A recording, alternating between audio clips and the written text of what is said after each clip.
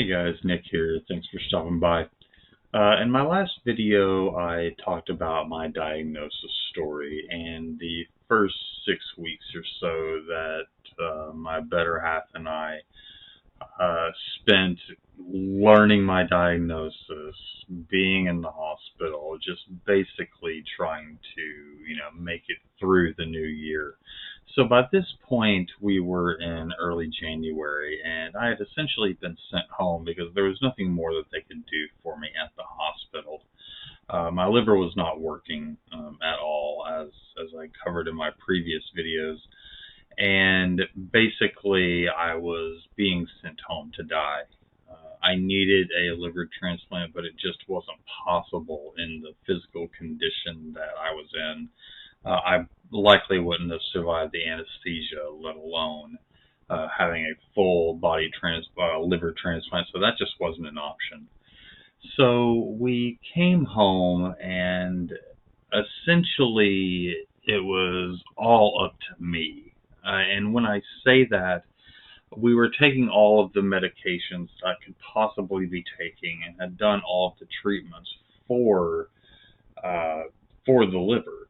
The problem was that my kidneys were in such bad shape, we couldn't do anything at all until my kidneys were, functional, and we weren't even sure if that was going to happen.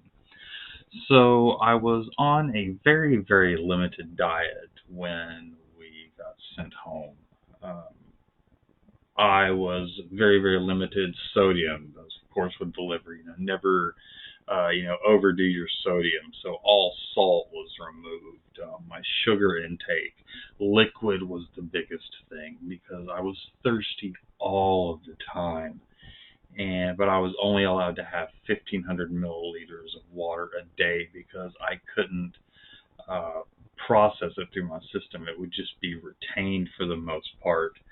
And protein was a big thing. I couldn't eat. So my digestive system just wasn't working. So it all had to be liquid. So for a long time, it was just yogurt, fruit, and pure protein drinks. And if I was able to keep it down, that was a huge, huge plus.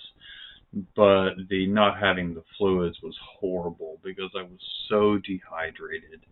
And I just wasn't allowed to drink. So I had all of this liquid, but my body couldn't use it.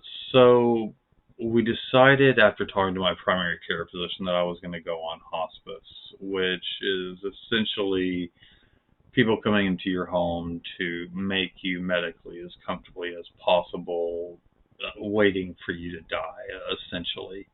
Most of the healthcare providers that Carrie and I worked with were very, very realistic as far as what we were facing, and that it was important to make me as comfortable as possible.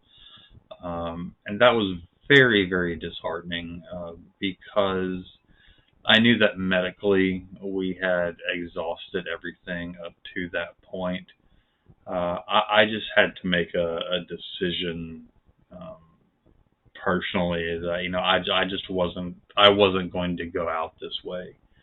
I was so humiliated in the condition that I was in. I wasn't going to go out that way, and so I would spend 8 hours a day just soaking in the bathtub because I couldn't stay warm. I was just freezing all the time, and that was giving me some comfort. And I could drink some protein drinks and things like that in the bathtub, and it seemed to help me with digestion and just calm because my nerves were just a wreck. So I was continuing to swell due to the fluid retention, but I was also anemic.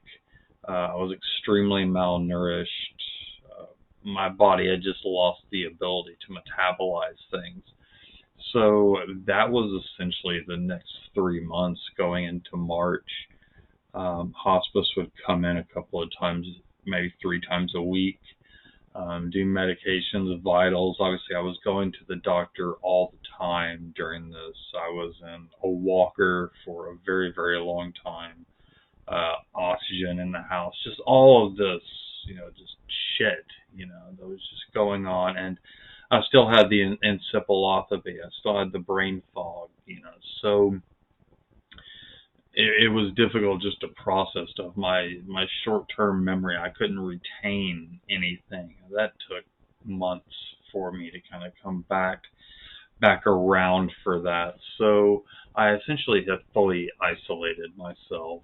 I looked terrible. I was gaunt. Like I said, I had lost probably about 70 pounds at that point.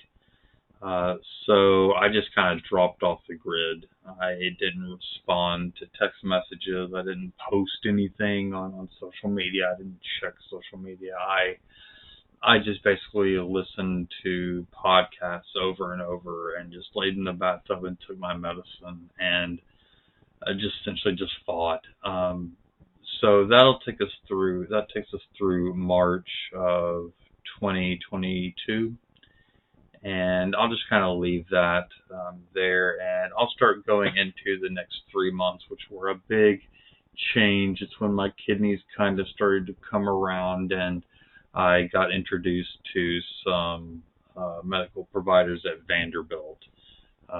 So that kind of will begin that chapter of this story, but some interesting things did happen in between. So again, thanks for coming by. If you have any questions or anything like that, feel free to leave a comment below. Also remember to like and or subscribe if you want to hear more of my story. Also, the link to my Facebook page for liver disease and cirrhosis support here in East Tennessee is also in the description below. Thank you very much, everybody. Thanks for coming by, and have a good day.